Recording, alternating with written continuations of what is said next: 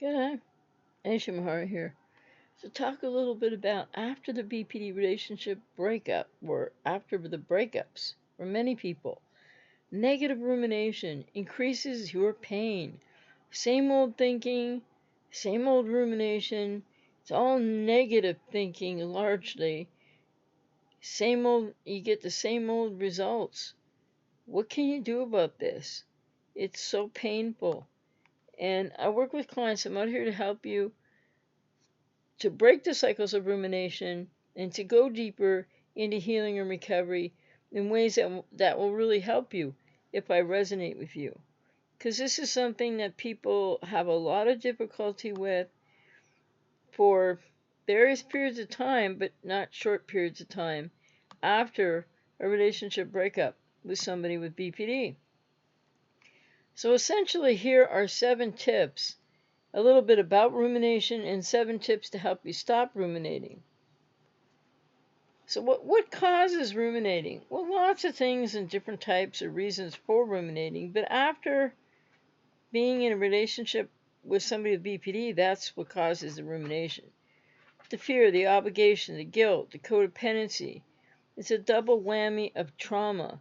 So what causes the rumination is all the confusion, cognitive dissonance, emotional dissonance, and so much more from the relationship with a person with untreated BPD for sure in the first place. The bottom line is you need to heal your codependency and not keep looking back and feeding the trauma bond addiction that's increasing your pain. And some people, many clients report to me and people say, well, I can't stop thinking about all the good. I seem to have blocked out all the bad. It's another type of rumination, but the focus on all the good within the cognitive dissonance, or, if you're in the all the good versus the all the bad, people are often thinking about, quote, all the good, unquote. But the good wasn't really that good. And that's where people have the cognitive distortions within codependency of believing that the good was really actually real. Or maybe elements of it were, but now there's the loss of it. Now there's the trauma bond, the addiction in the middle of that. So it's so important to, reach out and get help. And like I said, if you resonate with me, I'm out here to help you. So what is rumination? Well, you likely know that already, right? Your head's just filled with either one single thought or a string of thoughts or like a lot of thoughts that just keep repeating. Might be cycles, might be similar thoughts over and over and over again. They just keep repeating and repeating and repeating themselves. And it's really important to know that even if you're thinking about the good things or the all good part in the cognitive dissonance reality after a BP relationship breakup, what's important to know about that is you're still focusing on the BPDX. You're still focusing on the other person. You're still strengthening your codependent muscles and relational pattern, and that's self-defeating and that's self-abandonment. So you're like between a rock and a hard place, and it's very painful. But the process of continuously thinking about the same thoughts, um, is what rumination is, and it can be really sad. It can be really, or you get focused on the good, like I said, and then you want them back, and the longing happens, and that's rumination. So rumination can become habituated, but more to the point, in people with codependency, rumination likely from the woundedness in childhood and the woundedness and trauma of the relationship with a person with BPD or NPD for that matter. This habituated repetition compulsion actually in codependency is really dangerous for your mental health and could be dangerous for your physical health. And if it's prolonged, it will intensify depression, maybe create more anxiety, as well as impair your ability to think and process emotions. And it can also cause you to feel isolated.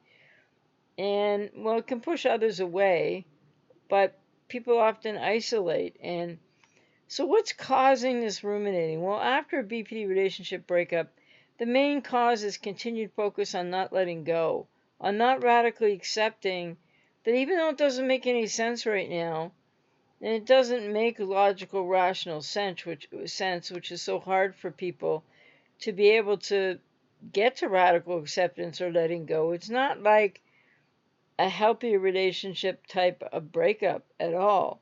It's a very unique, distinct, painful, and beyond confusing type of relational rupture or breakup.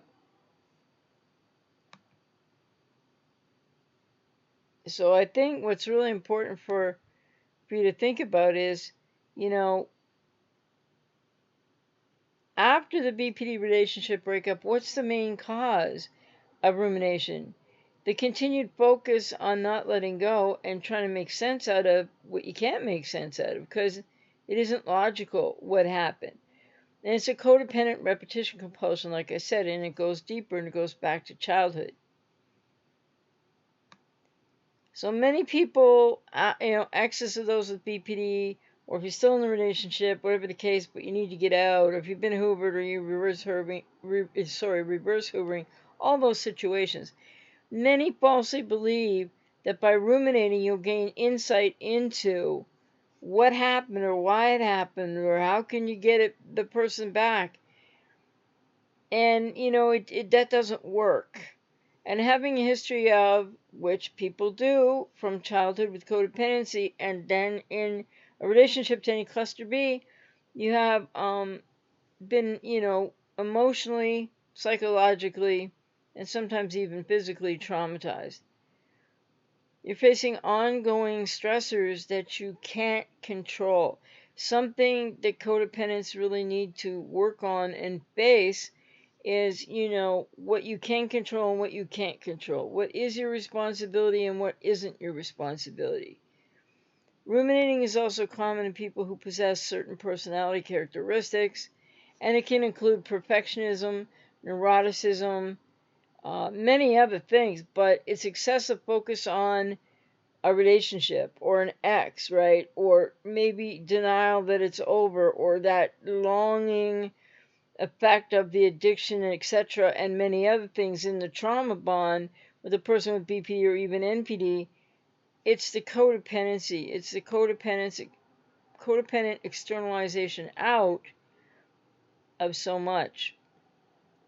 And also, people with codependency, even after you've been really hurt, really abused, and traumatized, you still have this tendency. It's coming from the unconscious in your wounded inner child to overvalue the relationship or the person with BPD, who they seem to be in the beginning and who you want them to become again, which isn't going to happen.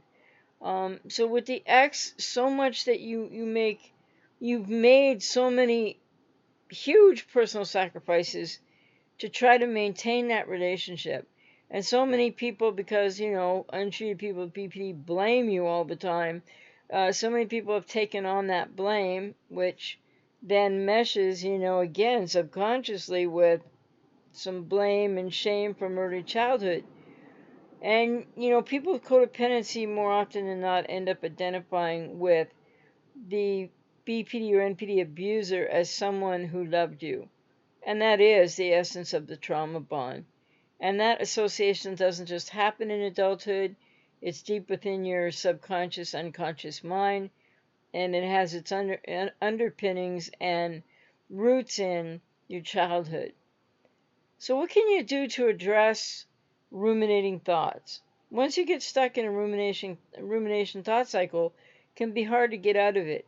If you do enter a cycle of such thoughts, or you do so regularly, or every morning, or most of the day, or at night, or you can't sleep because of this, it's important to stop them as quickly as possible to prevent them from becoming more intense. Because once you go around that cycle of rumination and all those thoughts, even just when you're starting into the cycle, you go around it once, it's going to continually intensify.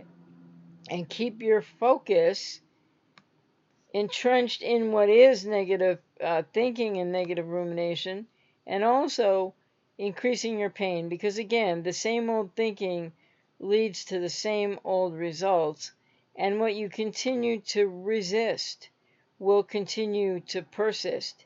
And so you're actually inadvertently, not meaning to, increasing your pain.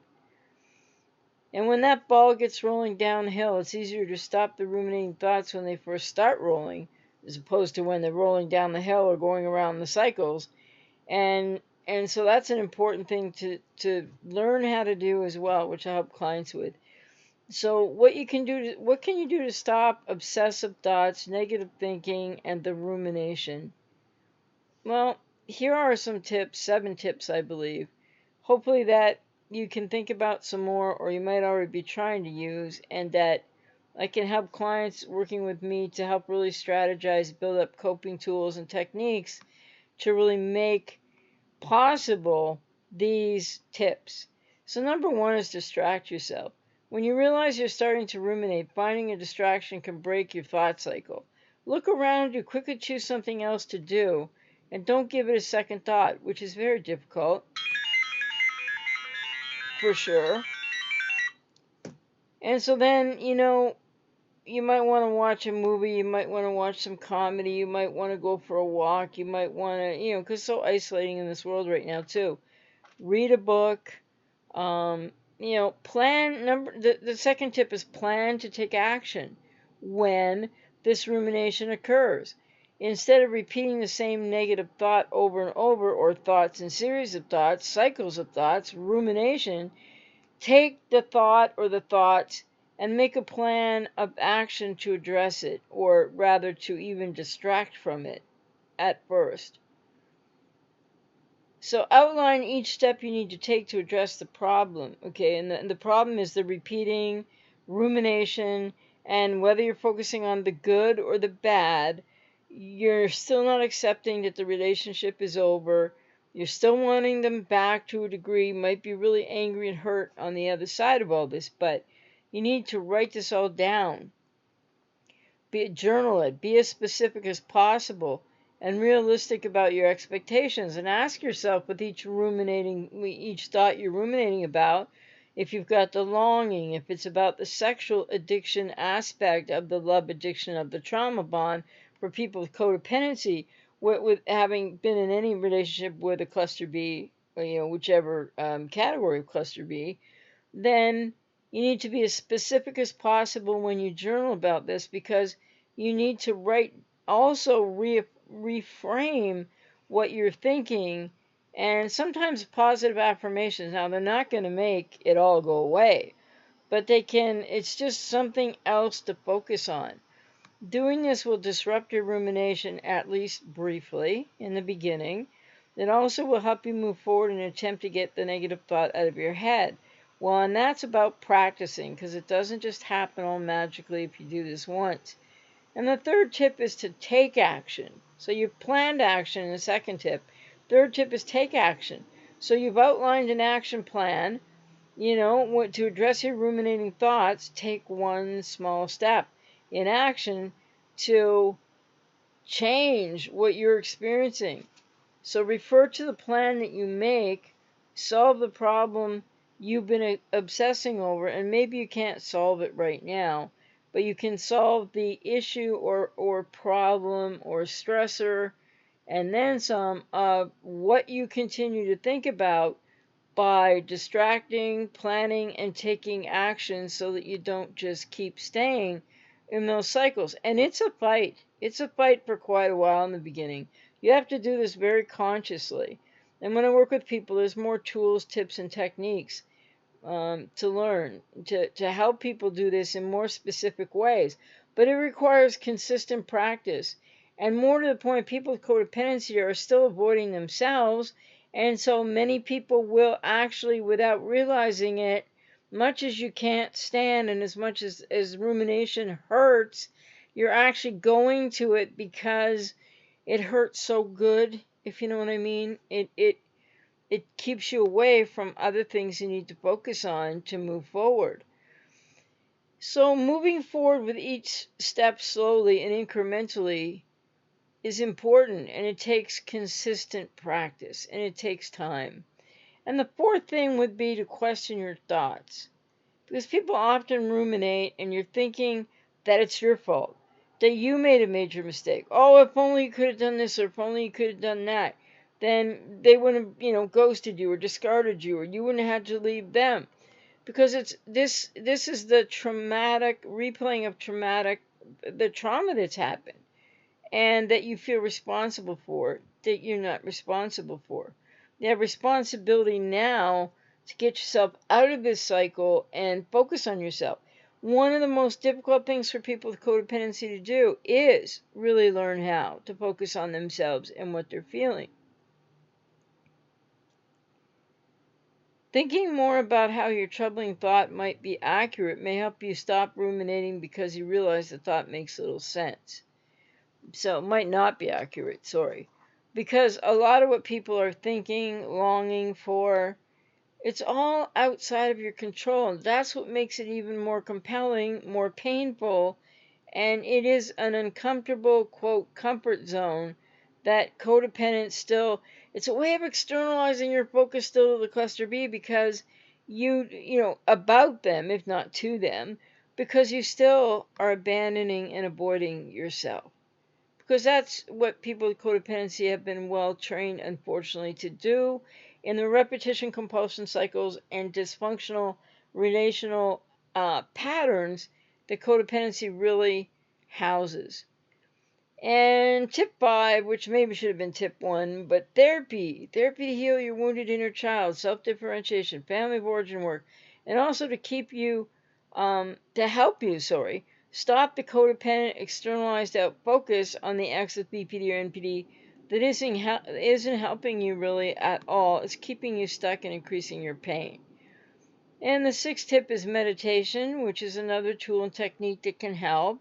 It can be very difficult for people to start, but it's something to really try. And again, you have to keep practicing it. When you find yourself with a repeating loop of ruminating thoughts, the negative thoughts, the same old thoughts, keeping you in the same place, stuck in the trauma bond, increasing your pain, and blocking your way to healing and recovering, need to seek out a quiet space, sit down, breathe deeply, and focus on nothing but your breathing, or maybe something else that you plan to focus on, or maybe just detaching from your feelings, and all of this takes practice. And the 7th tip is understand your triggers. Start mapping your triggers. This is about focusing on you, not what they did all day long, but what has triggered you in such a traumatic fashion, which is understandable. This happens, right? With a person with BPD or NPD, to like, what are you triggered back to? Start to try to look at where your pain is coming from in a more deep way. Because coming from the relationship, coming from that trauma, but you're sandwiched in between that trauma and something from your childhood that created codependency in the first place. So each time you find yourself ruminating, try to either write down in a journal, make a mental note of the situation that you're in. Where are you? What time of day is it? Who's around you, if anyone? And what have you been doing that day? But more to the point, start journaling to map your triggers. And then I work with clients not only how to map the triggers, but how to connect the triggers to what they go back to that's more deep inside and from childhood than just a cluster B relationship. And then what are we going to do to help you to heal those triggers? Developing ways, and it's also about developing ways to avoid or manage these triggers. It can really reduce rumination. So you need to be proactive in shifting your focus to solve your negative rumination. Stop externalizing out what the X with BPD did and start to radically accept it's time to focus on you and find a way forward. Now, I'm going to have a lot more coming on this, and also on this channel is going to be more in the personal growth vein and more about skills and tools that are needed underneath this and that type of thing. What people really need to learn, and I can only do so much of that, and there's going to be master classes coming. There's going to be video series that will be master classes, more things for you to take, avail yourself of. Don't forget I have every Sunday 3 p.m. Eastern that BPD breakup, online support recovery group. And looking to, once that gets more people coming to it, then we can look at creating other kinds of support groups around codependency. Maybe even a support group to specifically talk about and deal with how can you cope with the rumination. So anything's possible, but just remember, what you resist will persist. And then what you're also stuck in these patterns is the wanting the person back. It goes to addiction for a time, but then it's more psychological than addiction. And for men, with all due respect, I have many male clients, it really fuses also with not only emotional pain and relationship and the codependency aspects of maybe not wanting to be alone, etc. But I think for women this happens too, but for men even more predominantly, there's a link to the intense hypersexuality of these relationships, or what might have been for a time that hypersexuality. And then there's a sort of withdrawal. There's an addiction. Oh, sorry. There's an addiction to the sex itself, but that's not the only addictive factor.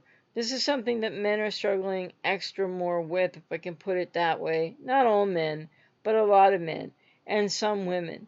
Anyway, I hope this was helpful. Many more kind of videos coming and many more resources coming. And if you'd like to join the BPD Relationship Breakup Online Support Recovery Group, please go to ajmahar.ca.